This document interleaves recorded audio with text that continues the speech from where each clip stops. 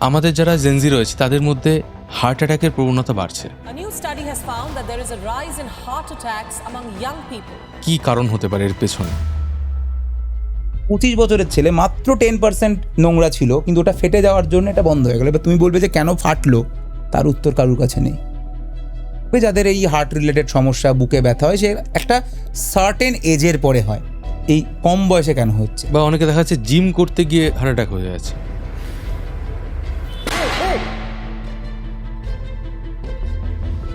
যারা অল্প বয়সী, মানে ধরে নাও 25 থেকে 30 বছরের মধ্যে যাদের বয়স, তাদের মধ্যে ফ্যাটি লিভার বা লিভারে ইনফেকশন, এই সমস্যাটা দিন দিন বাড়ছে। এর পেছনে কারণ কি শুধুই অ্যালকোহল? আনহেলদি লাইফস্টাইল, দেরি করে ঘুমানো, স্ট্রেস, এক্সারসাইজ না করা, এই সমস্ত কিছু কারণের জন্য ফ্যাটি লিভার হচ্ছে, এবং এটাই এই মুহূর্তে 1 নম্বর। So alcohol is not now number 1। নিটের পেপার লিখে প্রায় 22 জন স্টুডেন্ট সুইসাইড করেছিল। An 18-year-old NEET aspirant from Madhya Pradesh allegedly died by suicide. Today, Akanksha Chaturvedi is gone. All that remains is a heartbreaking final words. Death by suicide, allegedly linked to NEET depression. আমার মনে হয় এটার main কারণ কোথাও না কোথাও, কেন paper leak হলো, কেন সুইসাইড হলো। যে ডাক্তার না হলে জীবনে বোধহয় চলেন, এরকম নিশ্চয়ই কেউ বোঝাচ্ছে। दुनिया में सबसे ज़्यादा भरोसा लोग डॉक्टर्स पर ही करते हैं। প্রথমত ডাক্তারি একমাত্র অপশান নয়। এক দেশ, এক সিলেবাস, এক বই হওয়া উচিত, অ্যাটলিস্ট ফর সায়েন্স। তোমার কি মনে হয় ইন ফিউচার এটা এক হতে পারে? তোমার কি মনে হয় যে আমাদের ওয়েস্ট বেঙ্গলের স্বাস্থ্য ব্যবস্থা ভেঙে পড়ছে? শহরে ফের রেফার রোগে হয়রানির অভিযোগ। অভিযোগ উঠছে নিম্নমানের পেসমেকার ব্যবহার করা হয়েছে কোথায় না রাজ্যের সুপার স্পেশালিটি হাসপাতাল অর্থাৎ SSKM-এ। কেন মানুষ হায়দ্রাবাদ বা তামিলনাড়ু এই জায়গাগুলোতে বেশি প্রেফার করছে? দেখো, মানে ডাক্তারি এন্ট্রান্সের জন্য যখন পড়াশোনা করছিলে আর এখন যে তুমি পড়াচ্ছ, এই যে শিক্ষার মান বা শিক্ষাগত যে চেঞ্জেস, সেটা কতটা? তুমি তোমার ডাক্তারি প্রফেশনে এরকম কোনো ঘটনার সম্মুখীন হয়েছো যে লোকটা হয়তো কোনো ভুল ট্রিটমেন্টের শিকার হয়েছে? ডক্টর লুজার এই নামটা কেন? নমস্কার, আমি রয়েছি মিঠুন, আর আপনি দেখছেন মিঠুন বলছি পডকাস্ট শো। এটা শুধু আড্ডা নয়, এটা চিন্তার খোরাক। আর আজ আমাদের চিন্তার খোরাকে রয়েছেন ডক্টর অর্কদীপ বিশ্বাস, যাকে আমরা সবাই ডক্টর লুজার নামে জানি। দাদা, welcome to our channel. Thank you. তুমি এসেছো, খুব ভালো লাগছে। শুরুতেই একটা প্রশ্ন, সেটা হচ্ছে ডক্টর লুজার এই নামটা কেন? ডক্টর লুজার এই নামটা কেন এখন সত্যি ভুলে গেছি। আমাকে যখন কেউ জিজ্ঞাসা করে তখন যেটা মনে হয় আমি একটা কিছু বানিয়ে বলে দিই। আমার মনে নেই। প্রবাবলি একটা কারণ ছিল লুজার, সম্ভবত একটা হতে পারে। সেটা হচ্ছে যে যেহেতু আমার ডাক্তারি যখন থেকে আমি পড়ছি, আমার ডাক্তারির থেকে বাকি সব কিছুর প্রতি খুব আগ্রহী ছিলাম আমি। মানে আমি পড়াতে ভালোবাসতাম, আমি বাকি ক্রিয়েটিভ কাজকর্ম ভালোবাসতাম, সেগুলো বেশি ভালোবাসতাম। তো মনটা খুব উড়ু উড়ু ছিল আর কি, যে অন্য কিছু করতে হবে জীবনে, কেন জানি না সেটা। তো সেই জন্য ভাবতাম যে সেই জন্য যখন আমি অ্যাকচুয়ালি ডক্টর লুজারটার নাম তো দিয়েছিলাম, যখন সোশ্যাল মিডিয়াতে এসেছিলাম তখন আমি ভেবেছিলাম যে নিশ্চয়ই লোকে কিছুদিন পরে গালাগাল দেবে এবং লোকে বলবে যে আইদার এ বেটা ডাক্তারি পাশ করেনি অথবা ভুয়ো ডাক্তার। তো অ্যাকচুয়ালি ও ডাক্তার নয়, ফলস। নাহলে ডাক্তার হয়ে কে অন্য কিছু করে, তো গালাগাল দেবে, লুজার বলবে বেসিক্যালি। তাই ওরা বলার আগে নিজে লুজার বলে দেওয়াটা বেটার, কারণ আগেই নিজে গালাগাল দিয়ে দিলে উল্টো দিকের গালাগালটা কম আসে। তুমি ডাক্তারি পড়েছো, MD করেছো, তারপরে শিক্ষকতা শুরু করেছো, এখন সোশ্যাল মিডিয়া ইনফ্লুয়েন্সারও। কোনটা বেশি এনজয় করছো? না, এটা অর্ডারটা ভুল বললে। আমি আগে ডাক্তারি পাস করেছি, তারপরে অ্যাকচুয়ালি আমি পড়ানো শুরু করেছি এবং সবার শেষে সোশ্যাল মিডিয়াতে ভিডিও দিয়েছি। আমার পড়ানোটা শুরু হচ্ছে ডাক্তারির সাথে সাথেই, মানে যখন আমি ডাক্তারি পড়ছি কলকাতা মেডিকেল কলেজে, সেই সময় থেকে আমি পড়ানো শুরু করেছিলাম। সেটা খুব ব্যক্তিগত স্তরে, মানে এলাকার ছেলে মেয়েদের কিছু পড়াতাম। তারপরে যখন MBBS পাস করলাম, তারপরে আমি বিভিন্ন অর্গানাইজেশনে পড়ানো শুরু করলাম এবং তারপরে নিজে পড়ানো শুরু করলাম সোশ্যাল মিডিয়াতে। তারপরে তুমি যখন ডাক্তারি পড়েছিলে, মানে ডাক্তারি এন্ট্রান্সের জন্য যখন পড়াশোনা করছিলে, আর এখন যে তুমি পড়াচ্ছ, এই যে শিক্ষার মান বা শিক্ষাগত যে চেঞ্জেস, সেটা কতটা? মানে না, শিক্ষাগত চেঞ্জেসের ব্যাপার নয়, এখন অ্যাকচুয়ালি পড়াশুনো করাটা অনেকটা ইজি।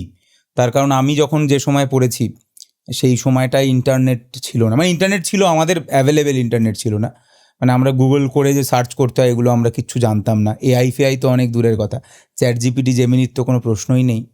তো আমাদের ব্যাপারটাই পুরোটাই ছিল যে একটা আমরা ক্লাসে পড়তে যেতাম, যদি কোনোদিন না যেতে পারতাম তাহলে সেই ক্লাসটা করা হতো না, এবং আবার পরের সপ্তাহে গিয়ে স্যারেদের থেকে সেটা আবার অন্য কারুর থেকে নোট জোগাড় করে সেটাকে বুঝে নিতে হতো।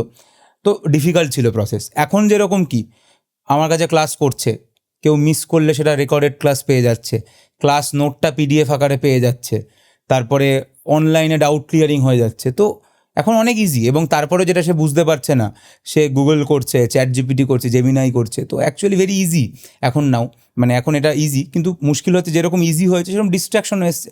আমার সোশ্যাল মিডিয়া ছিল না, তো আমার কাছে আর তেমন কিছু জগৎ ছিল না। স্কুল, খেলাধুলো, টুকটাক আড্ডা আর পড়াশুনো। এখন তো সোশ্যাল মিডিয়া হয়ে গিয়ে পুরো একটা জগৎ খুলে গেছে। আমার মনে হয় স্টুডেন্টরা ভাবে যে একটু যাই কি ইউটিউবে আমার একটা ক্লাস দেখি, ভেবে ইউটিউবে যখন ঢোকে প্রথমে ধর আমার ক্লাসটা আসে না, অন্য কিছু আসে আগে, ভাবে ঠিক আছে এটা একটু দেখে নিই। এবার ওই যে দেখে 3 ঘন্টা বেরিয়ে যায়, আমার ক্লাসটা অবধি হয়তো আর যেতে পারে না। এই যে ডিস্ট্র্যাকশনের কথা আমি বললাম, আমি অনেকের মধ্যে শুনি যে তারা পড়াশুনো বেশি করতে চায় না, তারা এখন ইউটিউব, ব্লগিং এগুলোর মধ্যে ঢুকতে চায়। তো তোমার যারা স্টুডেন্ট রয়েছে তাদের মধ্যে কি এই জিনিসটা দেখো? ডেফিনেটলি এটা একটা অনেকের চিন্তার জায়গা। আমাকে রিসেন্টলি একজন স্টুডেন্ট এই প্রশ্নটা করেছিল ক্লাসে, যে স্যার আপনি পড়াচ্ছেন, আমরা পড়ছি, সব ঠিক আছে, আমার বাবা মা বলছে ডাক্তার হতে হবে অ্যান্ড অল, কিন্তু এরপরে কি? আমরা সেখানে দেখছি যে আমারই এক বন্ধু লাস্ট 1 বছর ধরে ভিডিও বানাচ্ছে, বা আমার পাড়ার একটা ছেলে যে 10-এ 2-এ মাধ্যমিক পাশ করেছিল, উচ্চ মাধ্যমিকটা আর দেয়নি, সেই ছেলেটা দেখতাম রোজ মোবাইল নিয়ে সকালবেলা যায় বিভিন্ন জায়গাতে গিয়ে, সেখানে গিয়ে ওটাকে কন্টেন্ট বলে না, মানে ফুটেজ নেয়, মানে কেউ কিছু বিক্রি করছে, কেউ কিছু খাচ্ছে, কোথাও বিরিয়ানি ঝরে পড়ছে, জাস্ট ফুটেজ নেয়। এবং সেই ফুটেজ নিয়ে দেখলাম সে এখন একটা বাইক কিনে নিয়েছে দামি, সে একটা গাড়ি কিনে নিয়েছে, একটা আইফোন কিনে নিয়েছে। তো তার মানে আমার পাড়া তো আরও একজনকে দেখেছি যে ডাক্তার হয়েছিল আজ থেকে 5 বছর আগে, সে দেখছি এখনও পড়ছে এবং তার কোনো আয় নেই, তার একটা সাইকেল ছিল, আজও সাইকেল। আর যে মাধ্যমিক পাস করেছিল, উচ্চ মাধ্যমিকটা দেয়নি, সে যে কন্টেন্টও দিত না, মানে কোনো ক্রিয়েটিভ ব্যাপারও নেই। এটা খুব ভালো প্রশ্ন করেছিল, জাস্ট গিয়ে মানে ভিডিও নিত আর কি, যে এই ঝরে পড়ছে, এই হচ্ছে, ওই হচ্ছে, দু একটা ভুলভাল প্রশ্ন করতো, তাতেই সে মাস গেলে মনে হয় 70-80 হাজার টাকা কামিয়ে নিচ্ছে। তো আমরা মানে পড়াশুনোটার কি গুরুত্ব আজকের দিনে, তখন আমি বলেছিলাম যে অ্যাকচুয়ালি কিছু করার নেই। তার কারণ কে কি করবে এটা কারোর কিছু করার নেই। সবসময় সব কিছুর মাপকাঠি যোগ্যতা বা পড়াশুনো হতে পারে না, কিন্তু তার মানে এই নয় যে আমরা কেউ পড়বো না। আমরা যদি ডাক্তার তৈরি না হয়, যদি ইঞ্জিনিয়ার তৈরি না হয়, যদি ভালো কেউ রিসার্চ না করে, যদি কেউ ওষুধ তৈরি না করে, যদি কেউ বাংলা সাহিত্য নিয়ে চর্চা না করে, তাহলে তো কিচ্ছু সব আটকে যাবে।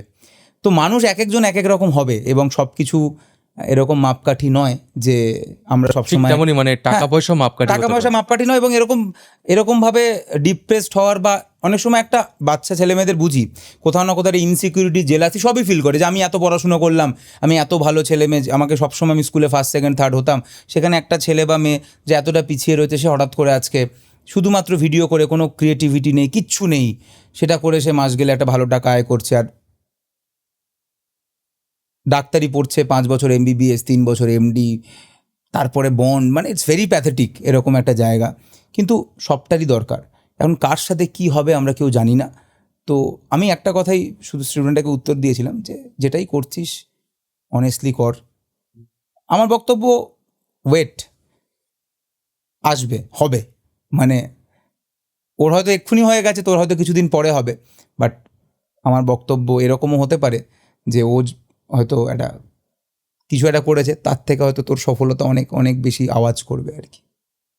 এই যে ডিপ্রেসড হওয়ার কথা বললে, রিসেন্টলি পেপার লিক হয়েছে, নিটের পেপার লিকে প্রায় 22 জন স্টুডেন্ট সুইসাইড করেছিল। তাছাড়া আমরা এটাও দেখতে পাই ডাক্তারি পড়ছে যারা, তারাও অনেক স্টুডেন্টদের মাঝে মাঝে আমরা শুনি যে তারা সুইসাইড করছে। এর কারণটা কি? মানে আজকের দিনে সমাজ হঠাৎ করে, যারা আমরা জেনজি রয়েছি বা যারা জেন আলফা রয়েছি, তারা এই যে ডিপ্রেশনটার মধ্যে বেশি ভুগছে কেন? তার অবভিয়াসলি মেন কারণ social media. Definitely social media একটা খুব বড় রোল প্লে করছে। কারণ আগে আমরা কম্পেয়ার করতে পারতাম না। আর সোশ্যাল মিডিয়াটা হচ্ছেই দেখানোর জায়গা, লোকে দেখায় সেখানে শুধু যে কি হচ্ছে না হচ্ছে, ডেলি ঘটনা তুলে ধরে, এই হচ্ছে সেই হচ্ছে, বাড়ির মধ্যে কি রয়েছে না, আমি কি এভরিথিং। কিনলাম, হ্যাঁ, সবকিছু আমি সবকিছু কি সবকিছু করছি। সব, মানে আমি বক্তব্য আগেও লোকে ছবি পোস্ট করতো, মানে সেটা মেমোরেবল হতে পারে, যে মানে একটা ইম্পর্টেন্ট ঘটনা জীবনের, যে একটা বিয়ে হলো, বা একটা প্রথম একটা আমি গাড়ি কিনলাম জীবনে, বা প্রথম একটা বাড়ি কিনলাম, এই অবধি ব্যাপারটা ঠিক ছিল। কিন্তু এখন হয়ে গেছে যে আমি একটা জামা কিনলাম সেটারও ভিডিও, আমি একটা ফোন কিনলাম সেটারও ভিডিও, আমি একটা ফোন সারিয়ে নতুন ফোন চেঞ্জ করে আনলাম, সে মানে এভরিথিং ইজ আ কন্টেন্ট নাও। এবং এইটা আমার মনে হয় যে যখনই কেউ দেখছে সে শুধু কম্পেয়ার করছে। তো এই যে তুমি বললে যে ডাক্তারি যারা পড়ে, বিশেষ করে যারা, এই যে তুমি এটা বললে, আমার মনে হয় এটার মেন কারণ কোথাও না কোথাও এটা আমরাই, আমাদের সমাজ, আমাদের গার্জিয়ান, আমরা টিচার, আমরাই দায়ী। তার কারণ কেন পেপার লিক হলো, কেন সুইসাইড হলো, কেন লোকে ডিপ্রেসড হয়, পেপার লিক হয় কেন? নিশ্চয়ই কেউ পেপার কিনতে চায় তাই। হুম। কেন লোকে ডিপ্রেসড হচ্ছে বা সুইসাইডের মতো এত স্ট্রং অ্যাটেম্প নিচ্ছে? কারণ কোথাও না কোথাও ওদের নিশ্চয়ই মনে হচ্ছে যে নিটে যদি আমি চান্স না পাই তাহলে আমার জীবনটাই শেষ, আমার জীবনে আর কিছু নেই। কেন কোশ্চেন পাওয়ার জন্য বেআইনিভাবে এত ক্রেজ? তো ইটস এ টোটাল মার্কেটিং। কেউ না কেউ বুঝিয়েছে যে ডাক্তার না হলে জীবনে বোধহয় চলে না, এরকম নিশ্চয়ই কেউ বোঝাচ্ছে যে এটাই একমাত্র জিনিস, একবার ডাক্তার হয়ে যাও লাইফ সেট। যেটা আমি বারবার বলি, দেখো আমি তো ডাক্তারির জন্য পড়াই, আমি তো সবসময় চাইবো যে লোকে আরও বেশি ডাক্তারি নিয়ে পাগলামো করুক, কিন্তু আমার প্রত্যেকটা ভিডিও তুমি প্রথম থেকে দেখবে আমি সবসময় বলি, প্রথমত ডাক্তারি একমাত্র অপশান নয়, দ্বিতীয়ত ডাক্তারি করে যে সে বিশাল কিছু জীবনে করে ফেলবে তার কোনো গ্যারান্টি নেই। ডাক্তারি না করে তার থেকে সে অনেক বড় কিছু করতে পারে, বরং ডাক্তারি করে বিশাল কিছু হওয়ার সম্ভাবনা কম, মানে একটা অ্যাভারেজ লাইফের দিকে এগোবে। আমরা দু একজন ডাক্তারের যারা এক্সাম্পল দিই তারা টপ 1%, সেটা তুমি সব ফিল্ডেরই টপ 1%কে দেখলে ওই রকম বড় জায়গায় পৌঁছায়। কিন্তু বাকি 99 জন কোথায় রয়েছে, কোন গ্রামে পড়ে রয়েছে, ভুল করলে মার খাচ্ছে কিনা, সবসময় ভয়ে কাজ করছে কিনা, মানে কি করছে তুমি জানো না, আমরা কেউ জানি না। রোজ হয়তো চেম্বার করার জন্য লোকাল ট্রেনে করে মফস্বলে যাচ্ছে, আবার করে রাত্রিবেলা একটা লাস্ট ট্রেনে করে বাড়ি ফিরছে, আমরা কেউ জানি না। ডাক্তাররা এরকম স্ট্রাগল করে। তো প্রথমত ডাক্তারকে নিয়ে এই ফ্যাসিনেশন, এই ক্রেজ আমি জানি না। দ্বিতীয় কথা, আগে না ডাক্তারির একটা অ্যাটেম্প্ট ছিল যে এতবার ডাক্তারি পরীক্ষা দেওয়া যায়, সেই অ্যাটেম্পটা কেন তুলে দেওয়া হলো আই হ্যাভ নো আইডিয়া। তার জন্য যেটা হচ্ছে, লোকে এখন 8 বার 10 বার 12 বার ধরে পরীক্ষা দিচ্ছে, এটা লুপ যেখান থেকে লোকে বেরোতে পারছে না, আর লোকে দিয়েই যাচ্ছে পরীক্ষা, যেটা আমার কাছে খুব ফ্রাস্ট্রেটিং। কারণ এই যে পাগলামো, এবং সেগুলোকে নিয়ে তো লোকে তারপরে মার্কেটিং করছে, দেখো এই 8 বারে চান্স পেয়েছে, 10 বারে চান্স পেয়েছে, 12 বারে চান্স পেয়েছে। বাট আমি সবসময় মনে করি ঠিক আছে, তার সেলফ একটা যে ইগো ছিল, সেলফ টার্গেট ছিল, সেটা মানছি আমি। কিন্তু এইটাকে দেখে যারা মোটিভেট হচ্ছে, যারা ভাবছে না আমি ঠিক আছে, তাহলে ও 10 বারে করেছে, আমার 10 বারে না হলেও 12 বারে তো হবে, অবশ্যই হবে। NEET is not a extraordinary exam. নিটে এরম সিলেবাসের বাইরে কোনো প্রশ্ন আসে না, বইয়ের বাইরে কোনো প্রশ্ন আসে না, সহজ পরীক্ষা, হাইলি কম্পিটিশান, সবার একবারে হয় না, দুবারে হয় না, 3 বারে হয় না, কারণ নাও হতে পারে। কিন্তু এই যে এইটা হচ্ছে যে ভাবছে আমি 12 বারে 14 বারে দেবো, এই যে পাগলামো, আমার মনে হয় সব কিছুর মূলে সেটা, এবং তার জন্য সবাই দায়ী, আমরাও কোথাও না কোথাও দায়ী, আমিও কোথাও না একটা কোথাও দায়ী। ফোমো কাজ করে যে এবং আমি চেষ্টা করি সবসময় এটা বোঝানোর যে নিট একমাত্র নয়, তুই তোর বেস্ট এফর্ট দে, পেলে ভালো, না পেলে একটা বিখ্যাত কথা আছে না যে, মানে একটা তো বলে মানে চাপ নেওয়ার দরকার নেই, একটা হিন্দিতে খুব ভালো কথা আছে, কি যেন বলে যে তু নেই তো কোই অর সেহি, কোই অর নেই তো কোই অর সেহি। তো জীবনে কিছু না কিছু হয়েই যাবে, if you are honest, hard working. চেষ্টা করেছিলে, নিট হয়নি, নাই হতে পারে, হয়তো নিটের যে স্ট্যান্ডার্ড, নিটের যা প্রশ্ন আসে 3 ঘন্টার মধ্যে 180খানা প্রশ্ন করতে হয়, হতে পারে সেই লেভেলের অ্যাকুরেসি কারণ নাই থাকতে পারে, কিন্তু তার মানে সে জীবনে অন্য কোনো জায়গায় সফল হবে না, তার তো কোনো ব্যাপার নেই। তার জন্য তাকে এক্সপ্লোর করতে হয়। হ্যাঁ, 12 বছর আমি নিট দিয়ে, আমি 18, 12, 30 বছর বয়সে এমবিবিএসে ঢুকলাম, তারপরে 5 বছর আমি এমবিবিএস করলাম, 1 বছর ইন্টার্নশিপ করলাম 36, তারপরে 2-3 বছর আমি আবার এমডির জন্য পড়াশোনা করলাম, তারপরে এমডি পেলাম 38-এ, 3 বছর এমডি করলাম 41, 3 বছরের বন্ড 44, তো আমার এখানেই বয়স। তারপরে ডিএম করলে তো 50, তো আমার লাইফটা তো চলে গেল। তো কেন অন্য কিছু নয়, অন্য কিছু না, আমি তো যেটা শিখলাম আমি মানে biology- তোমার কথা শুনে মনে হচ্ছে কেউ যদি ধরে নাও যে কেউ সে ডাক্তারি পড়বে, ডিটারমিনেশন নিয়ে নিয়েছে, সে মানে করবেই, তো 8 বছর 10 বছর সে তার এখন পিছনে করছে দিচ্ছে, লোকে, এখন করছে এরকম। তার পাশাপাশি তাদেরকে নিজেদের কেরিয়ারে অন্য কিছু এক্সপ্লোর করা উচিত। আমার বক্তব্য অন্য কিছুই করা উচিত। প্রথমে ঠিক করে নেওয়া উচিত যে তার লেভেল দেখে একবার পরীক্ষা দিল, সে বুঝে গেল যে কোন জায়গাতে 720-তে পরীক্ষা হয়, সে পেলো 100, তার মানে সে অনেক পিছিয়ে আছে। তখনই সে বুঝতে পারে যে আমি ঠিক আছে প্রিপারেশনে তারও 100 পেয়েছি, ঠিক আছে আমি নিজেকে আর একটা সুযোগ দেবো বা দুটো সুযোগ দেবো। কিন্তু কেউ তার কোনো পরিকল্পনা নেই। আমি সবসময় একটা কথা বলি, কারোর জীবনে যদি লক্ষ্য মানে এরকম লক্ষ্য হয়, ঠিক আছে নিট হবে, আরে আমার একটাই জীবন ভাই, আমার একটাই life, this is very important. একটা কথা তো আমরা সবাই বলি যে অ্যাকচুয়ালি জীবনের সব থেকে গুরুত্বপূর্ণ জিনিসটা কি? It is time. সময়ের থেকে দামি কিছু নেই। সময় আর ফিরে আসবে না। 50 বছর বয়সে গিয়ে যখন আমি ফাইনালি খুব স্ট্যাবলিশ ডাক্তার হলাম, তখন আমার মা বাবা আর নেই, যার স্বপ্নের জন্য হয়তো আমি ডাক্তার হয়েছিলাম। তার থেকে আমি যদি জীবনে এবার দেখো, অনেক তুমি যখন ভিডিও পোস্ট করবে লোকে অনেক কথা বলবে, অন্য কি করবো, অন্য লাইনে গিয়ে কি হবে। আমি জানি সত্যি তাহলে না হলে নেই। আমি কাউকে জোর করছি না, কেউ যদি দিতে চায় 10-12 বার তার ইচ্ছা, কিন্তু আমি শুধু বলছি যে তার ভাবাও উচিত যে ডাক্তারি মানে আমার বক্তব্য, কেউ যদি মনে করে আমি 15 বারে নিট পাবো, যতবারে পাবো কোনো ব্যাপার নয়, তার ব্যক্তিগত সিদ্ধান্ত সে দিতেই পারে, কিন্তু তার বাকি জিনিসগুলোকে ভেবে রাখা উচিত যে তারপরে কি, আর কি কোনো অপশান আছে। কারণ যখনই অপশান সে ভাবতে শুরু করবে, তখনই সে হয়তো ডিপ্রেসড হবে না, সে হয়তো আর এই আলটিমেট স্টেপ নেবে না। একজনের যদি মনে না হয় যে ঠিক আছে নিট হয়নি তো কী হয়েছে, অন্য কিছু করে নেবো, ফিজিক্স কেমিস্ট্রি তো ভালো করে শিখেছি, হ্যাঁ আমি 1 ঘন্টার মধ্যে 45টা MCQ করতে পারিনি ফিজিক্সে, তার মানে এই নয় আমি ফিজিক্সটা বুঝি না, আমি 2 ঘন্টা দিলে হয়তো পেরে যেতাম, তার মানে ফিজিক্সটার কনসেপ্ট আছে, সেই কনসেপ্ট আমি অন্য কোথাও কাজে লাগাবো। এবং আমার মনে হয় এটা ইউনিভার্সাল ট্রুথ, মানে যে কোনো স্ট্রিমে ডাক্তারি কেউ ইঞ্জিনিয়ারিং পড়ছে, যদি না হয় তাদের এই সেম প্রসেসটাই ফলো করা উচিত। জীবনে লোকে খুব এটা বলে খুব গর্ববোধ করে, আমার জীবনে কোনো প্ল্যান বি নেই, এইসব বাজে কথা। প্ল্যান বি না থাকার জন্যই এত সর্বনাশ। এই কথাগুলো খুব মোটিভেশনাল কথা, শুনতে খুব ভালো লাগে, লোকে খুব হা হা হা করে, গায়ে গরম রক্ত হয়, এইগুলো পিছনে ব্যাকগ্রাউন্ড মিউজিক দিয়ে শুনতে ভালো লাগে। এরকম লোকে বলে যে এমন পরিশ্রম করো, দরজা বন্ধ করে 1 বছর পরে সাফল্য খুব শুনতে ভালো লাগে এসব কথা। এসব কথা বাস্তব নয়। বাস্তবে 10টা অপশান রাখা উচিত জীবনে, তবেই তো মানুষ ঠিকঠাক চলবে ভাই। Life is a thing of probability. আমার এটা না হলে ওটা হবে, ওটা না হলে এটা হবে, কিছু না কিছু হবে। ঠিক।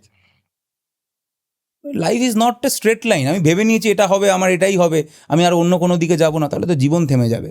এই নিট প্রসঙ্গে আরেকটা কথা আমি বলবো, এই নিটে যখন এই পুরো ব্যাপারটা সামনে আসলো পেপার লিক নিয়ে, তখন তামিলনাড়ুর যিনি মুখ্যমন্ত্রী আছেন বিজয় থালাপতি, উনি বলছেন যে নিটটাই তুলে দেওয়া হোক, বরং এইচএস এর যে এক্সামের যে মার্কশিট থাকে সেই অনুযায়ী ডাক্তারির পরীক্ষা। আমার মনে হয় না, এটাতে আমি সমর্থন করি না। আর একটা যেটা বলেছেন রাজ্যের হাতে ফিরিয়ে দেওয়া, যেরকম আগে হতো ওয়েস্ট বেঙ্গল জয়েন্ট মেডিকেল, এই দুটোতে কি প্রবলেম আছে?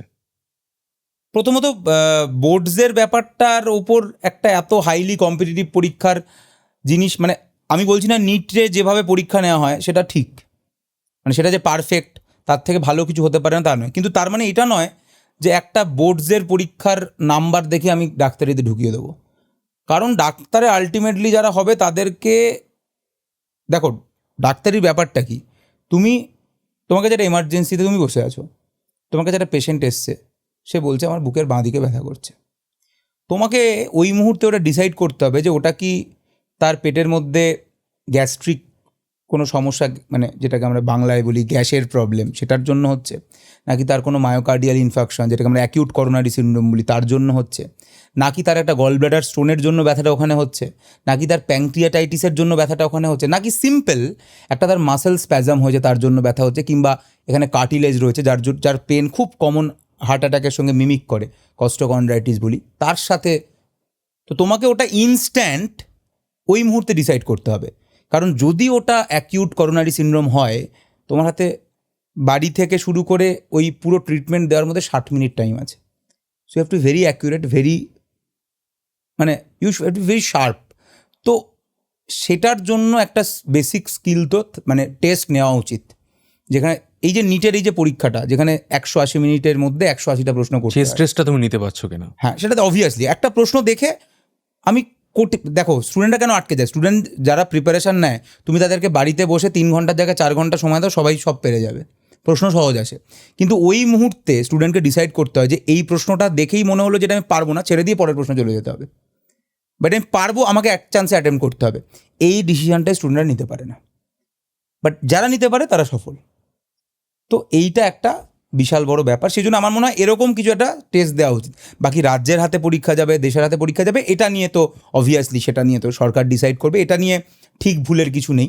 রাজ্যের হাতেও যেতে পারে, দেশের অল ইন্ডিয়া এক্সামও হতে পারে। বাট আমি একটা কথা মনে করি নিটের ক্ষেত্রে, যেটা আমি আমার ওয়েস্ট বেঙ্গল বোর্ডের ছেলেমেয়েদের ক্ষেত্রে সিভিয়ার সমস্যা দেখেছি। এটা আমি রিসেন্টলি আমার বিভিন্ন শিক্ষা দপ্তরেও কথা হচ্ছে, আমি সেখানেও একটা কথা বলেছি বারবার, যে নিট পরীক্ষাটায় সিবিএসসি সিলেবাসের বেস করে, জেই পরীক্ষা হয় সিবিএসসি সিলেবাসে বেস করে, ইউপিএসসি পরীক্ষা হয় সেখানেও সিবিএসসির এনসিআরটি পড়তে বলা হয়, ইতিহাস ভূগোল যা। তাহলে আমাদের অন্যান্য বোর্ডের, ওয়েস্ট বেঙ্গল বোর্ডের ছেলেমেয়েরা অন্য বই পড়ছে কেন? ঠিক। বিশেষ করে বিজ্ঞানের ক্ষেত্রে দেখো, ইতিহাস, তুমি পশ্চিমবঙ্গে থাকো, তোমার ইতিহাসে অবভিয়াসলি পশ্চিমবঙ্গের ইতিহাস বেশি থাকবে, তামিলনাড়ুতে তামিলনাড়ুর ইতিহাস বেশি থাকবে, বা ভূগোলেও পশ্চিমবঙ্গের ভূগোলটাকে একটু বেশি করে পড়ানো হবে, এগুলোর কথা আমি বলছি না। বাট আদারওয়াইজ বিজ্ঞান, অ্যাটলিস্ট বিজ্ঞানের জন্য এক দেশ এক সিলেবাস এক বই হওয়া উচিত। এটা যতক্ষণ না হচ্ছে আমার বাংলার ছেলেমেয়েগুলো বা যে কোনো রিজিওনাল রাজ্যের ছেলেমেয়েগুলো, রিজিওনাল বোর্ডের ছেলেমেয়েগুলো চূড়ান্ত সাফার করছে এবং করবে। এক দেশ এক সিলেবাস এক বই হওয়া উচিত, অ্যাটলিস্ট ফর সায়েন্স। তোমার সাথে তো অনেকের কথা হয় আমাদের গভর্নমেন্টের মধ্যে, ওয়েস্ট বেঙ্গল গভর্নমেন্টের মধ্যে। তোমার কি মনে হয় ইন ফিউচার এটা এক হতে পারে? আমি বলেছি এবং ওনারাও সহমত প্রকাশ করেছেন, আমি যতবারই বলেছি এই কথাটা, যেটা হওয়া উচিত। আমি কেন বিজ্ঞান একটা কেউ অন্য পড়বে এবং আরেকজন অন্য পড়ছে এবং প্রশ্ন হচ্ছে একটার, এটা তো একটা বায়াসনেস হয়ে গেল, এটা তো ঠিক নয়। সবার এক পড়া উচিত এবং তারপরে পরীক্ষা দেওয়া উচিত, সেটা ফেয়ার। তো সেই জিনিসটা তো আমি বারবার বলেছি এবং আমার মনে হয় আশা করা যায় সেটা ইমপ্লিমেন্ট হওয়া উচিত এবং অবভিয়াসলি হওয়া উচিত। এখন দেখো কে কী করবে সেটা আমাদের কাজ নয়, আমাদের কাজ কিছু মতামত দেওয়া, সেটা দেওয়ার চেষ্টা করেছি, বাকি তো কী হবে সেটা আমার হাতে নেই। আচ্ছা দাদা, একটা এবার আমি অন্য প্রসঙ্গে আসি। আমাদের ওয়েস্ট বেঙ্গলের স্বাস্থ্য ব্যবস্থা, রিসেন্টলি দেখা যাচ্ছে বহু মানুষ যারা ওয়েস্ট বেঙ্গলে সামান্য কিছু প্রবলেম হলেও তারা ওয়েস্ট বেঙ্গলে কোনো ডাক্তারের কাছে চিকিৎসা করাচ্ছে না, তারা সোজা চলে যাচ্ছে সাউথে গিয়ে ভেলোরে বা হায়দ্রাবাদে এআইজিতে। ইভেন আমি আমার নিজের ফ্যামিলিতেও একটা বড় প্রবলেম ফেস করেছি। আমার ওয়াইফের ডান চোখ পার্মানেন্টলি ড্যামেজ হয়ে গেছে ডিউ টু মানে খুবই বাজে একটা সার্জারির জন্য, ভুল সার্জারির জন্য। তো এবার তোমার কি মনে হয় যে আমাদের ওয়েস্ট বেঙ্গলের স্বাস্থ্য ব্যবস্থা ভেঙে পড়ছে, বা কেন মানুষ হায়দ্রাবাদ বা তামিলনাড়ু এই জায়গাগুলোতে বেশি প্রেফার করছে? দেখো, দেশটা আমার, আমি কোথায় চিকিৎসা করাবো তার ব্যক্তিগত সিদ্ধান্ত। যেমন আমি অসুস্থ হলে আমি এখানেই যাব, আমি মেডিকেল কলেজ যাবো, SSKM যাবো, এটা আমার কথা বলছি, আমি এখানেই যাবো, আমি ভরসা করি। এবার কেউ ধরো, দেখো যে কোনো সার্জারি, যে কোনো ট্রিটমেন্ট যারা করছে তারা ডাক্তারবাবু, ডাক্তারকে লোকে আগে ভগবান বলতো, বাট আমরা কেউই ভগবান নই, অল আর হিউম্যান বিং, মানুষের দ্বারা ভুল হয়। তো যেরকম তুমি বললে যে এখানে তুমি অপারেশন করেছিলে, সেই অপারেশনটা তোমার মনে হচ্ছে ভুল হয়েছে, যার জন্য চোখটা খারাপ হয়েছে। তো ধরো এরকম কারোর কোনো অভিজ্ঞতা হয়েছে, এরকম আমরা এখানে বসে যেটা জানতে পারি না, এরকম হয়তো সাউথ ইন্ডিয়াতেও অনেকের হয়েছে। সাউথ ইন্ডিয়াতে কি 100% সবার ঠিক ট্রিটমেন্ট হয়েছে এটা তুমি বলতে পারো? তোমার কাছে কোনো ডেটা নেই, কিচ্ছু নেই, কেউ জানি না। তো অবভিয়াসলি মানুষ যখন একটা কিছু ট্রিটমেন্ট করছে, মানুষ যখন একটা অপারেশন করছে, সেখানে ভুল হতেই পারে। এইবার যার যেখানে ভরসা, কেউ যদি মনে করে যে আমার এখানে, কারণ আমি মনে করি যে কোনো চিকিৎসা এটা শুধু শরীর ওপর ডিপেন্ড করে না, আমাদের অ্যাকচুয়ালি ব্রেন থেকে তো অনেক কেমিক্যাল বেরোয় যেটা আমাদের শরীরকে ভালো রাখতে হেল্প করে, বহু নিউরো ট্রান্সমিটার বেরোয়, হরমোনস বেরোয়।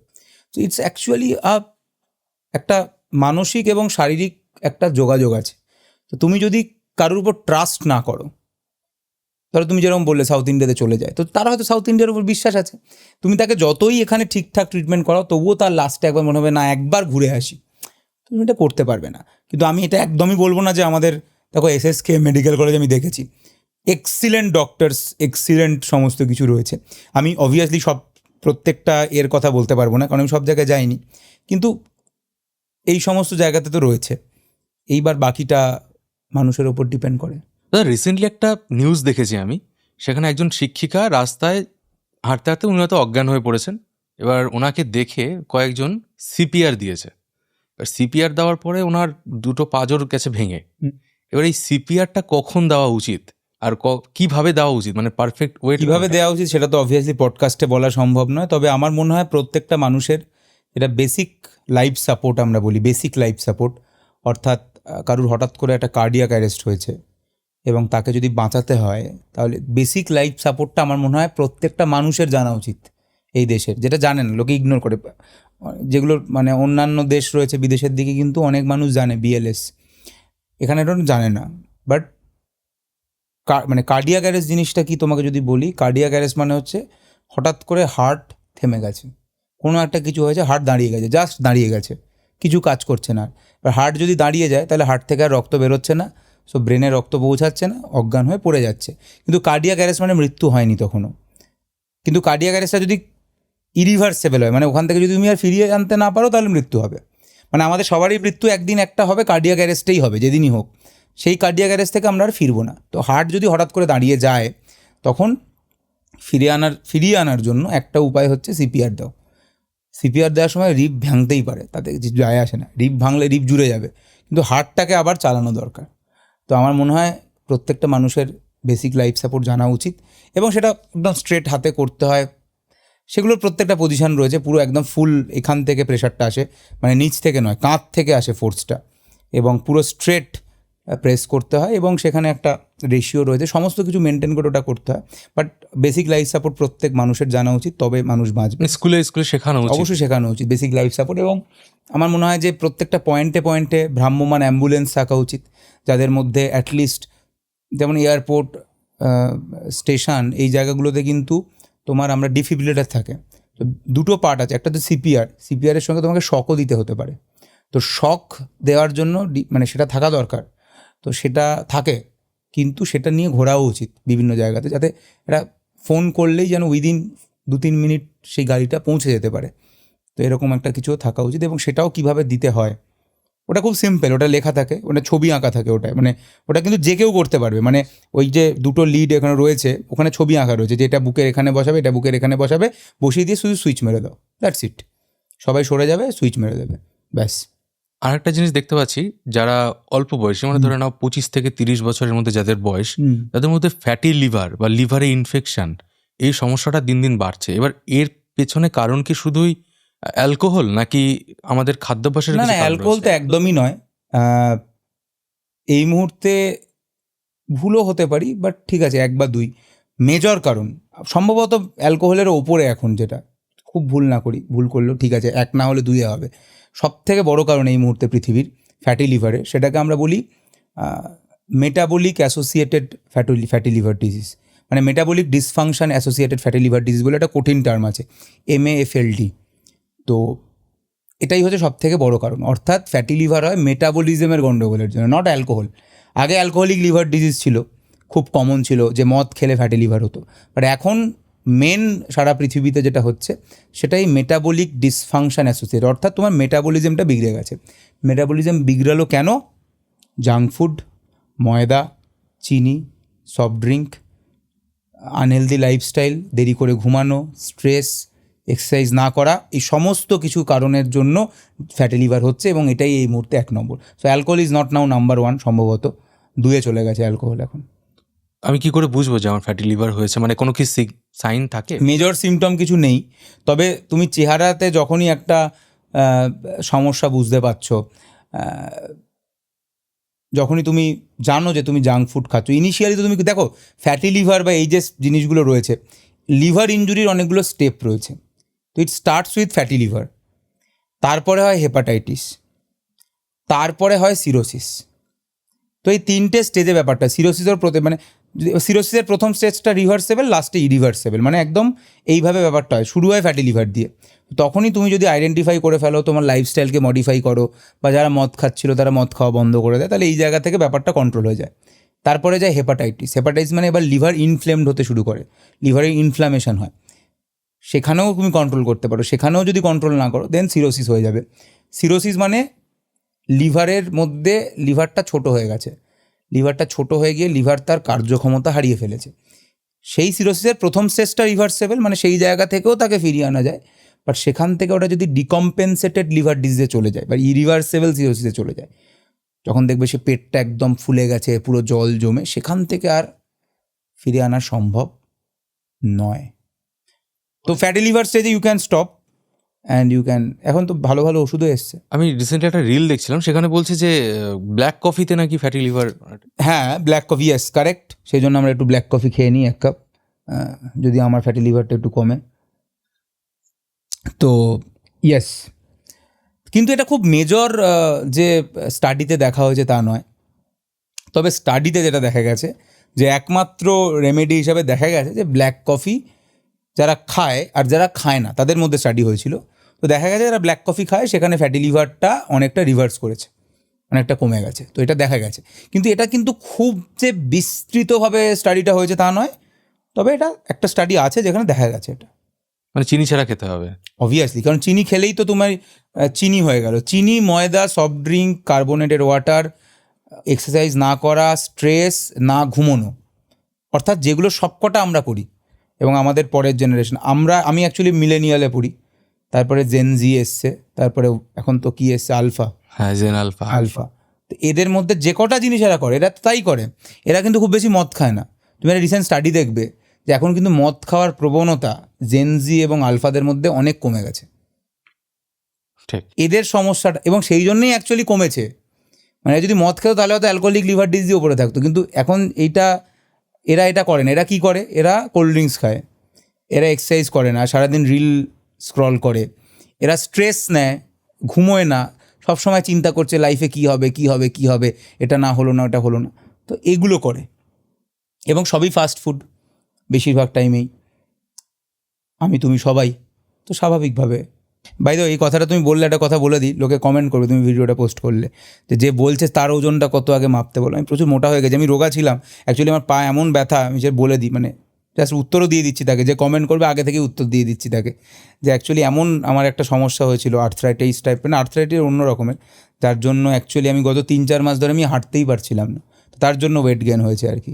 বাট আমি 3 মাস আগের তুমি ছবি দেখবে, বা যে কমেন্ট করছে সেও যদি দেখে, রোগা ছিলাম আমি। আমারও মাঝখানে পায়ে ব্যথা হচ্ছিল, তো ভেবেছিলাম যে ইউরিক অ্যাসিড হয়েছে। ইয়েস, এই ইউরিক অ্যাসিডটার মানে কি বাড়ছে আস্তে আস্তে? অ্যাকচুয়ালি আমার ইউরিক অ্যাসিডই হয়েছে, মানে হয়েছিল ইউরিক অ্যাসিডের জন্যই আমার এই ব্যথাটা হয়েছিল। ইউরিক অ্যাসিড হচ্ছে, কিন্তু ইউরিক অ্যাসিড নিয়ে প্রচুর মিথ আছে লোকের মধ্যে। লোকে ভাবে যে ইউরিক অ্যাসিড বোধহয়, যাদের ইউরিক অ্যাসিড আছে তাদের সমস্ত খাওয়া বারণ। দেখবে প্রচুর একটা লম্বা লিস্ট আছে, বাট সেরকম নয়। মানে আমার এই যে ইউরিক অ্যাসিডটা যে হলো, দেখো মেনলি 3টে খাবার তোমাকে রেস্ট্রিক্ট করতে হবে। ইউরিক অ্যাসিড যাদের বেড়ে গেছে, মানে যাদের ইউরিক অ্যাসিড নর্মাল তাদের কথা বলছি না, যখন ইউরিক অ্যাসিড কারোর বেড়ে যায় তখন 3টে খাবার তাকে রেস্ট্রিক্ট করতে হয়। তার মদ খাওয়া যায় না, তার রেড মিট খাওয়া যায় না, তার সামুদ্রিক মাছ খাওয়া যায় না, এই 3টে মেন। এবং তার সঙ্গে প্রচণ্ড চিনি, মিষ্টি জাতীয় খাবার, ফ্রুক্টোজ যেখানে প্রচুর হাই রয়েছে, এই খাবারটা খাওয়া যায় না। বাকি দেখবে প্রচুর লিস্ট আছে, এই ওই সেই, হ্যাঁ এগুলো কোনো বাস্তব ভিত্তি নেই। লোকে এক্ষুনি বলতে শুরু করবে ওগুলো সব ইউরিক অ্যাসিড বাড়ায়, নয়। কারণ ইউরিক অ্যাসিড মেনলি বাড়ে আমাদের যেটা অ্যানিম্যাল পিউরিন, মানে ইউরিক অ্যাসিড অ্যাকচুয়ালি আমাদের শরীরে তৈরি হয় পিউরিন থেকে। এবার পিউরিন থেকে যখন ইউরিক অ্যাসিড তৈরি হচ্ছে, তখন লোকে মনে করে যে কোনো পিউরিন জাতীয় খাবার খেলেই বোধহয় ইউরিক অ্যাসিড বাড়ে, বাট উদ্ভিদজাত পিউরিন থেকে বাড়ে না, প্রাণীজাত পিউরিন থেকে এটা বাড়ে। এবার এছাড়াও শরীরের মধ্যে বিভিন্ন রকম সমস্যা হতে পারে। এটা ইউরিক অ্যাসিড তৈরির প্রসেসটা যদি হঠাৎ করে বেড়ে যায়, কিংবা অনেক সময় এমনিও এটা হয়। সবথেকে মজার কথা আমি বলছি, এই যে আমার যে ইউরিক অ্যাসিড বেড়েছে কি না, বা অনেকের, আমি এটা জাস্ট একটা তোমার পডকাস্টে একটা খুব ইন্টারেস্টিং কথা বলি। মানে আমার পায়ে ব্যথা হয়েছে, আমার কিন্তু অ্যাকচুয়ালি ডায়াগনোসিস হয়নি যে কী হয়েছে, আমি তোমাকে বললাম এমনি, জাস্ট তুমি ইউরিক অ্যাসিড বললে তাই আমার ধারণা ইউরিক অ্যাসিড বেড়েছে।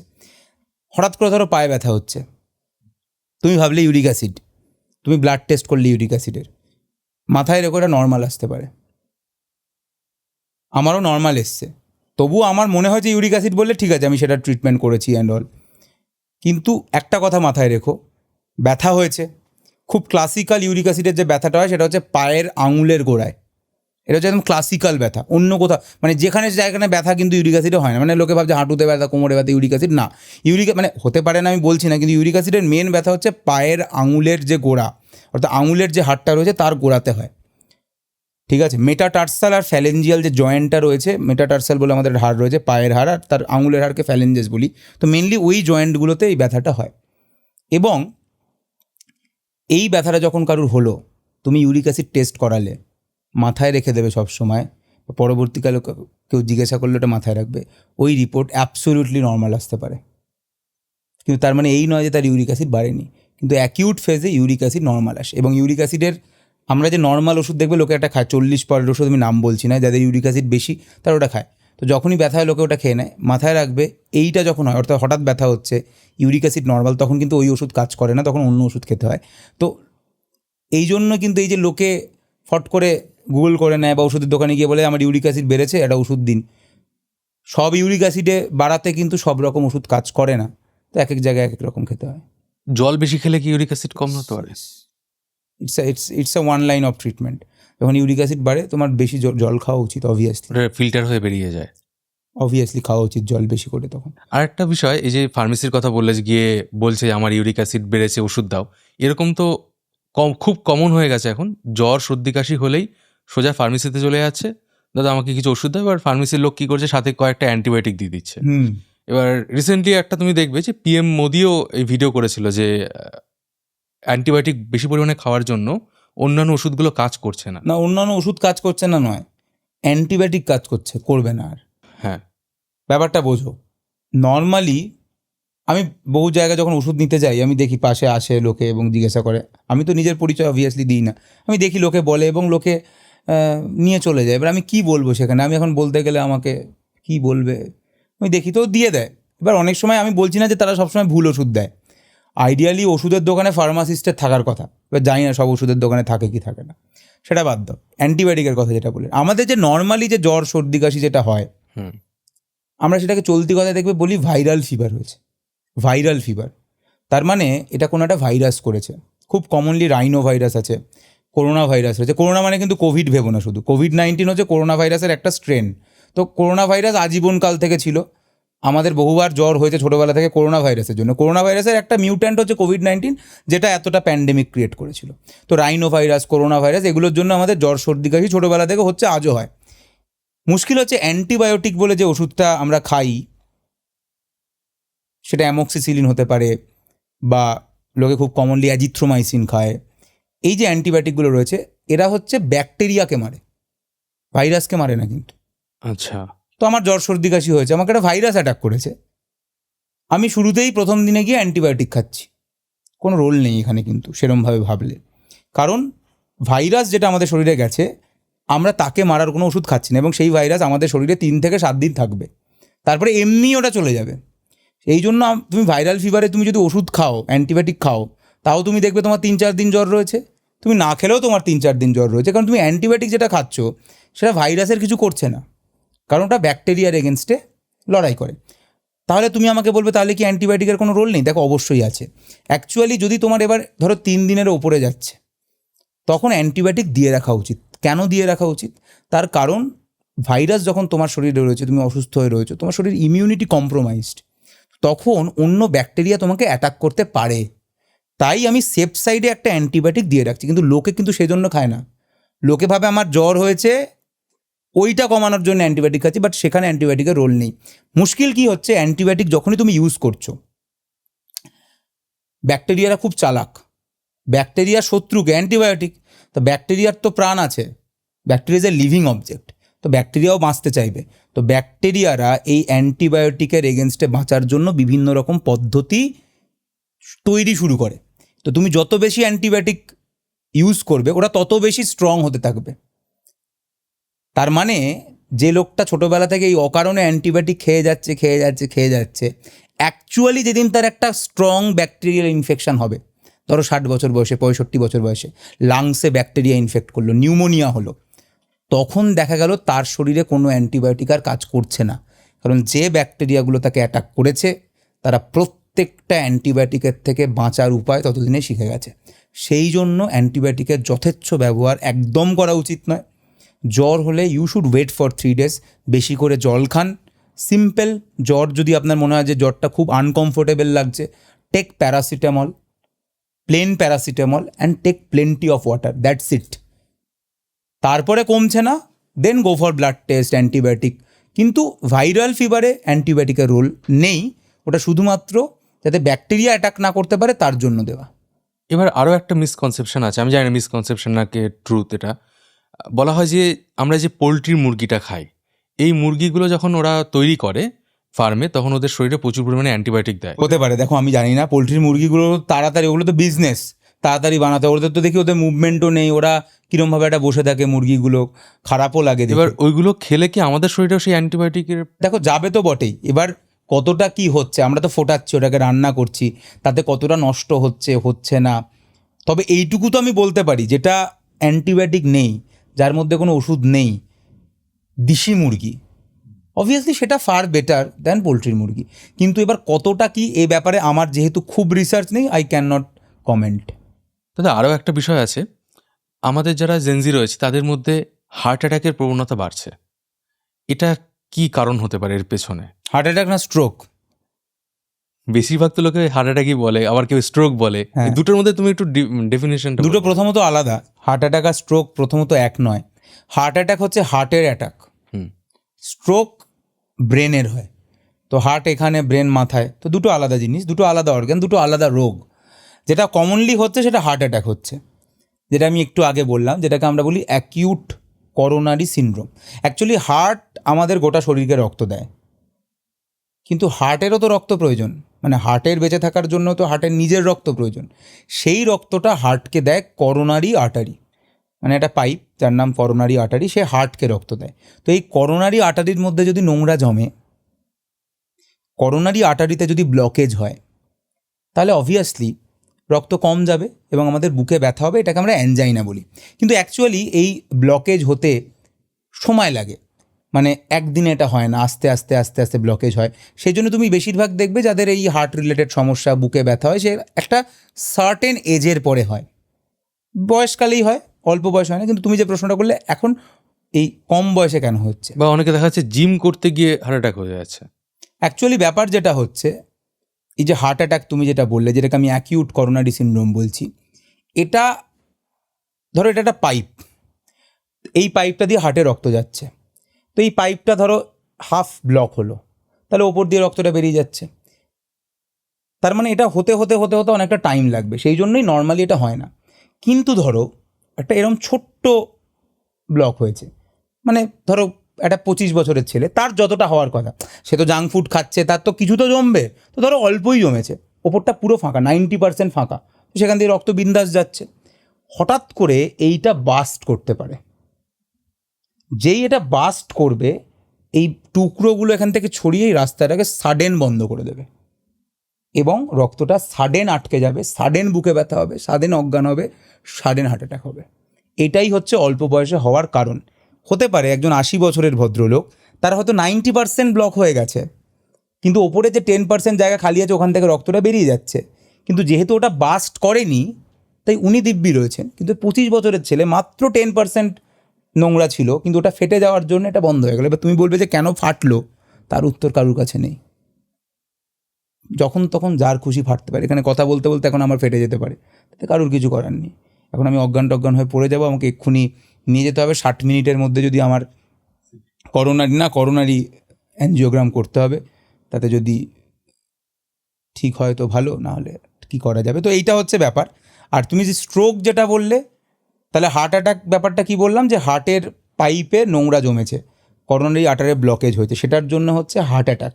আর ব্রেন স্ট্রোক যেটা সেটা হচ্ছে তোমার ব্রেনে যারা রক্ত দিচ্ছে সেইখানে যখন ব্লকেজ হচ্ছে, সেটা হচ্ছে স্ট্রোক, মানে ব্রেন যখন রক্ত পাচ্ছে না। এবার সেই ব্রেন স্ট্রোকটা দুরকমভাবে হতে পারে। একটা পাইপ ধরো যে ব্রেনকে রক্ত দিচ্ছে, তো সেখানে ব্লকেজ হলো, ব্রেন রক্ত পেরোলো না, সেটাও এক রকমের স্ট্রোক, মানে ব্রেনের সেই জায়গাটার কাজ করবে না, প্যারালিসিস হবে, সেটা এক ধরনের স্ট্রোক।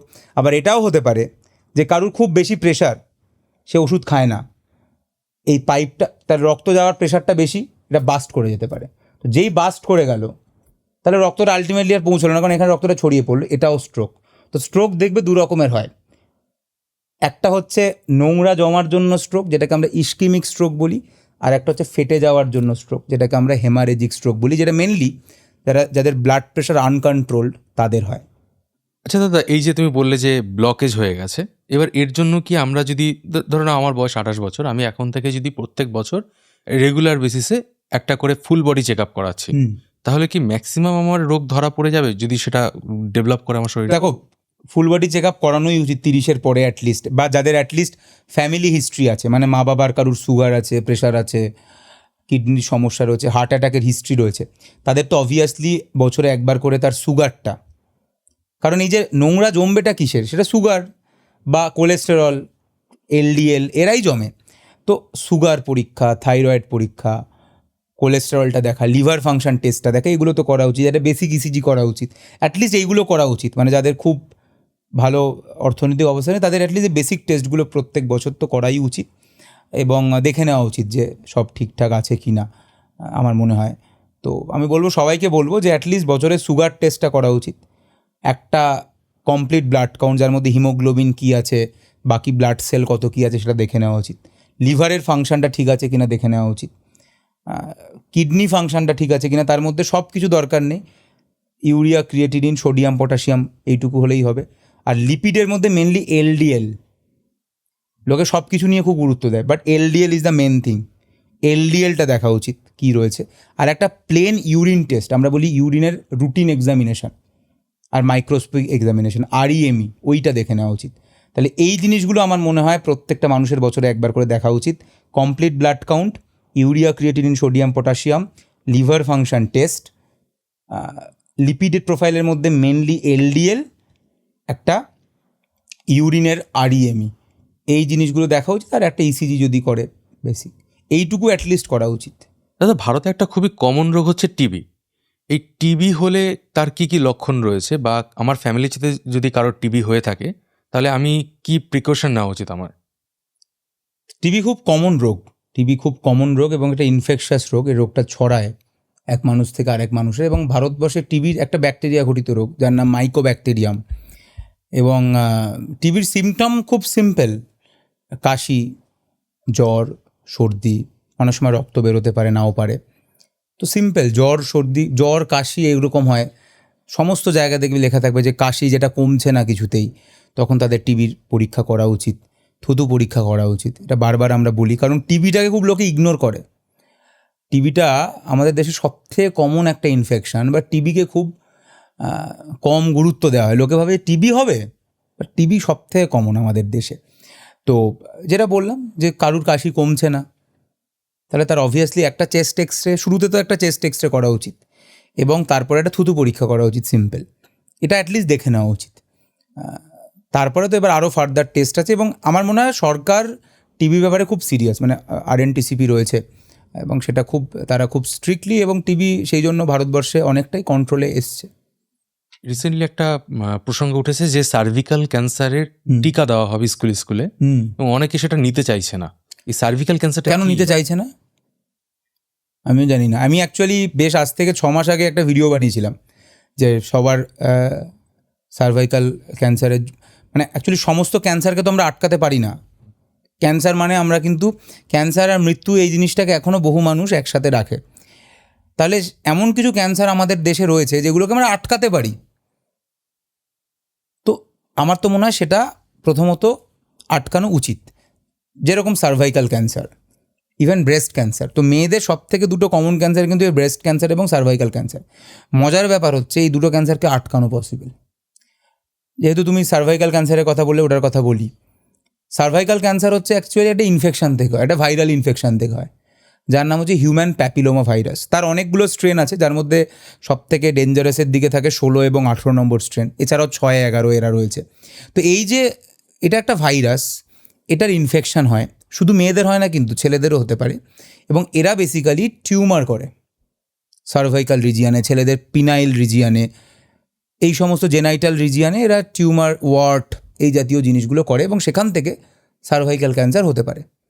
তাহলে আমি যখন জানি যে একটা ভাইরাস এটাকে করে, এবং সেই ভাইরাসকে আটকানোর জন্য আমার কাছে একটা ভ্যাকসিন আছে, তাহলে আমি সেটা কেন নেব না? অবভিয়াসলি নেওয়া উচিত, কারণ এই ভ্যাকসিনটা নিলে এই ভাইরাসের ক্ষমতাটা তো অ্যাটলিস্ট কমে যাবে। কারণ ওটাই করা হয়, এই অ্যাকচুয়ালি ভ্যাকসিনটার মাধ্যমে যেটা করা হয়, এই ভাইরাসটার এগেনস্টে আগে থেকে অ্যান্টিবডি তৈরি করে রাখা, একটা প্রস্তুত মানে করে রাখা হয়, যাতে যখন ভাইরাসটা অ্যাটাক করবে তার এগেনস্টে লড়তে পারে। তার মানে কি এটা যে ভাইরাস নিলে ক্যান্সার একেবারে হওয়া জিরো না, বাট চান্সেস অনেক কমে যাবে। কারণ ভারতবর্ষে cervical cancer probably second most common মেয়েদের মধ্যে, ফার্স্ট ব্রেস্ট ক্যান্সার, সেকেন্ডেই মনে হয় মেয়েদের মধ্যে সার্ভাইকাল ক্যান্সার রয়েছে। তো অবভিয়াসলি এটাকে সিরিয়াসলি নেওয়া উচিত, ভ্যাকসিন নেওয়া উচিত। আমি তো বললাম, 6 মাস আগে ভিডিও দিয়েছিলাম, আমি বলেছিলাম এটা সবার হাসপাতালে কি দেওয়া উচিত। কিছুদিন আগে জানলাম নাকি দেওয়াই হতো না, সবে চালু হয়েছে। আমি জানতাম না দেওয়া হতো না। অবভিয়াসলি নেওয়া উচিত, এবং সার্ভাইকাল ক্যান্সারের আটকানো যায় এবং এর ভ্যাকসিন সবার নেওয়া উচিত, সব মেয়েদের। তুমি তোমার ডাক্তারি প্রফেশনে কখনো এরকম কোনো ঘটনার সম্মুখীন হয়েছো যে লোকটা হয়তো কোনো ভুল ট্রিটমেন্টের শিকার হয়েছে বা নিজে থেকে কোনো ভুল ওষুধ খেয়েছে? না, ভুল ওষুধ তো বহু লোক খায়, বহু লোক ভুল ওষুধ খায়, সেটা তো কমন ব্যাপার।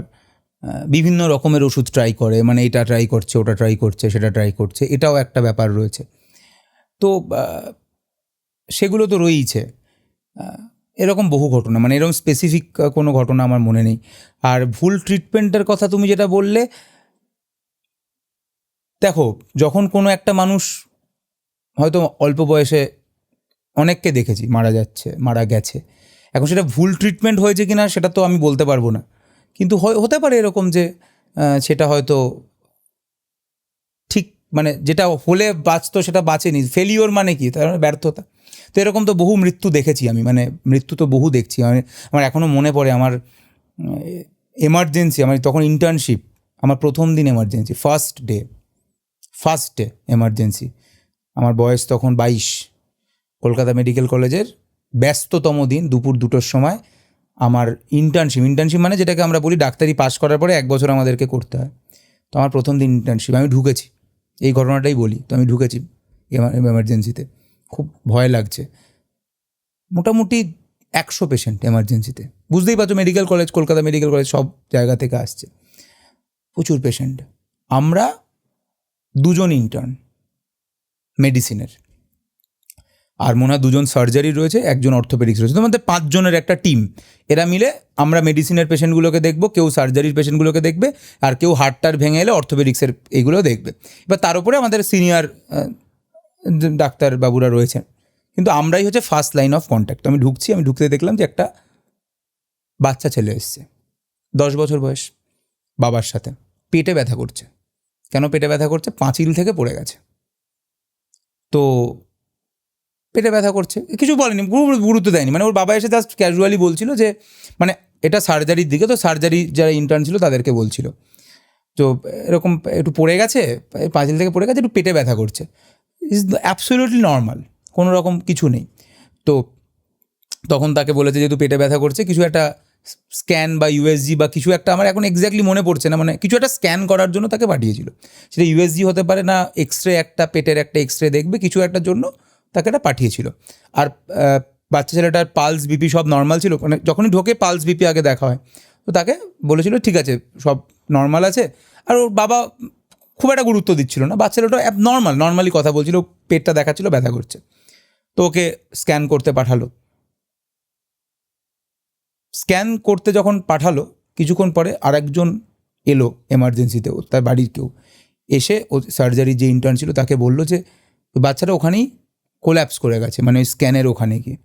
তো সাথে সাথে ও সিনিয়রকে ডাকলো এবং সবাই সাথে সাথে ওখানে গেল, বাচ্চাটা ওখানে পড়ে গেছে। তো বাচ্চাটাকে নিয়ে আসা হলো এবং নিয়ে এসে দেখা গেল বাচ্চাটার বিপি, পালস কিছু পাওয়া যাচ্ছে না।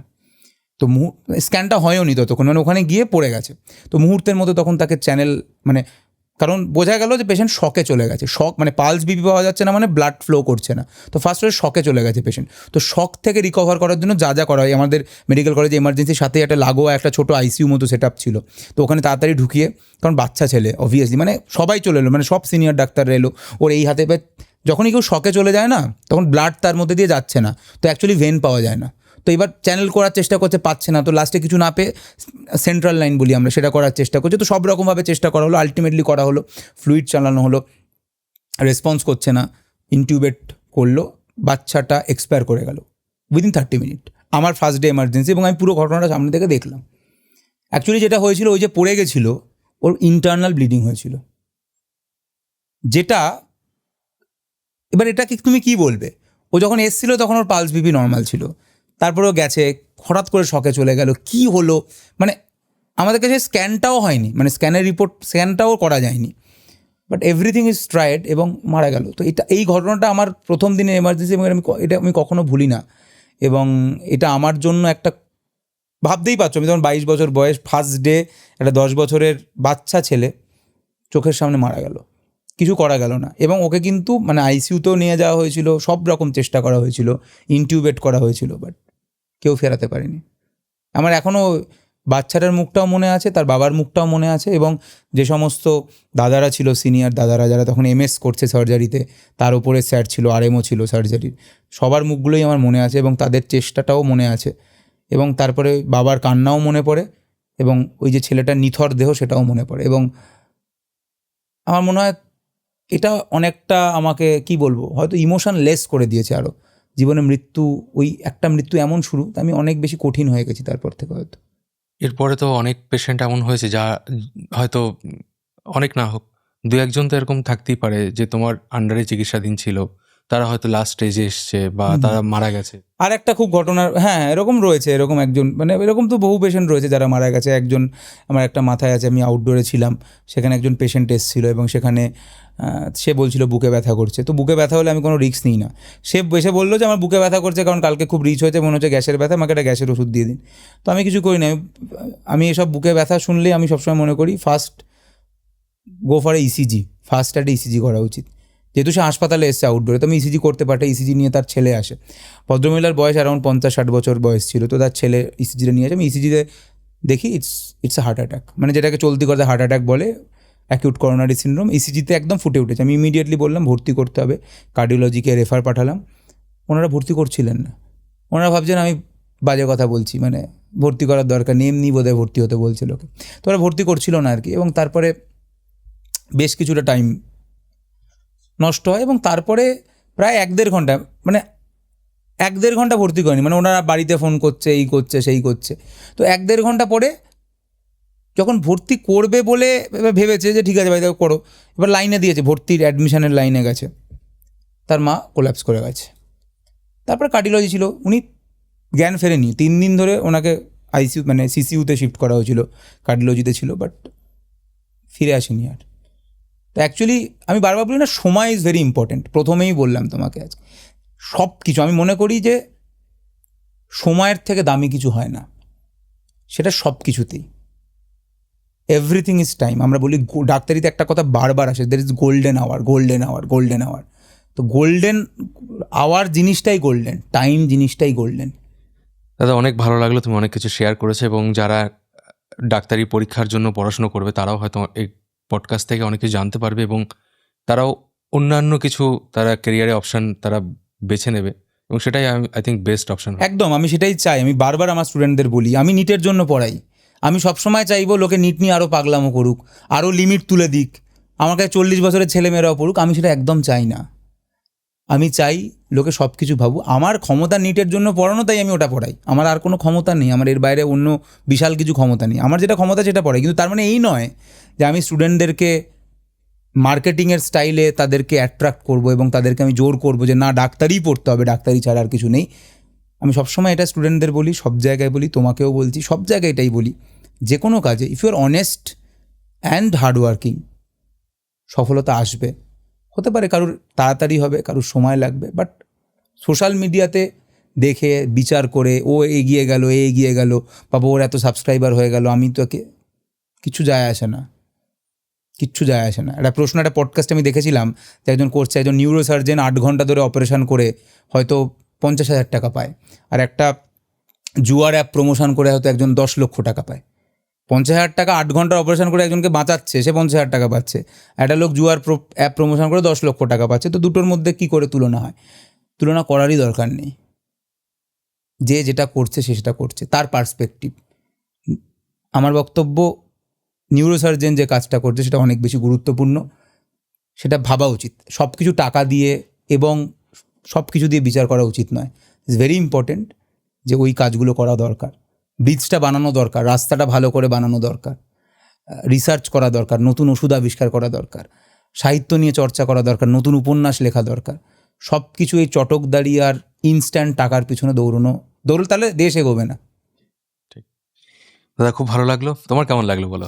আমার খুব ভালো লাগলো, এবং আমি অনেক কথা বললাম। আমি এত পডকাস্টে জেনারেলি যেখানে যাই সেখানে মেনলি শুধু ডাক্তারি নিয়ে কথা হয়, But এখানে আমি অনেক কথা বলে আশা করা যায় যে লোকে দেখবে কি দেখবে না সেটা তো আমি বলতে পারবো না, বাট দেখলে ভালোই লাগবে আশা করা যায়।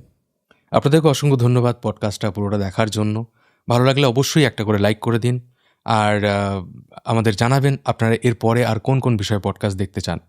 তো দেখা হবে পরে পডকাস্টে, ততদিন ভালো থাকবেন, সুস্থ থাকবেন, আর আমি ছিলাম মিঠুন আপনার সাথে।